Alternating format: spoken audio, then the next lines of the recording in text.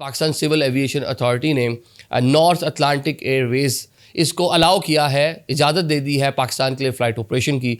अब जब मैंने इस एयरलाइन का नाम पढ़ा, नीचे उनका ट्वीट पढ़ा, उन्होंने लिखा हुआ है बरतानवी एयरलाइन, तो मुझे एकदम परेशानी हुई कि ये तो नॉर्थ अटलांटिक तो बरतानवी नॉर्वे की नॉर्वेजियन एयरलाइन है ये, क्योंकि इसलिए मुझे याद है कि मैंने लंदन से न्यूयॉर्क का इसका टिकट एक बार बाय किया हुआ है।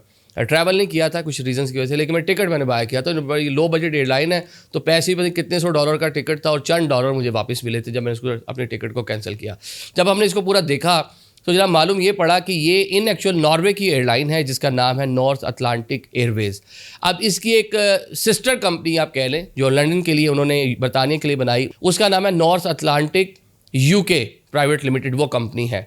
अब ये इतनी बड़ी एयरलाइन नहीं है। नॉर्थ अटलांटिक के पास भी मजमूई तौर पर 12 जहाज़ हैं, दुनिया के कोई 14-15 डेस्टिनेशन के ऊपर ये जाती है। ज़्यादा फोकस इसका अमेरिका है।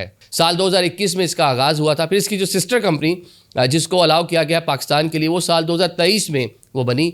उसके पास मजमूई तौर पर 4 जहाज़ हैं, लेकिन वाइड बॉडी जो है ना जहाज़, इनके पास वो इनके बड़े जहाज़ हैं।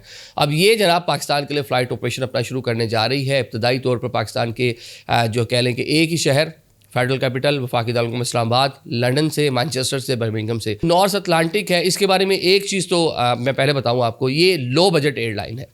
जो एक लग्जरी आपको होती है वो आपको मुयसर नहीं आएगी, लेकिन 7-8 घंटे की फ़्लाइट में आपको इतनी वो चाहिए भी नहीं, और आपको हर बंदा देखता है कि इकोनॉमिकल टिकट मिल जाए, वो शायद ये देने में कामयाब हो जाए।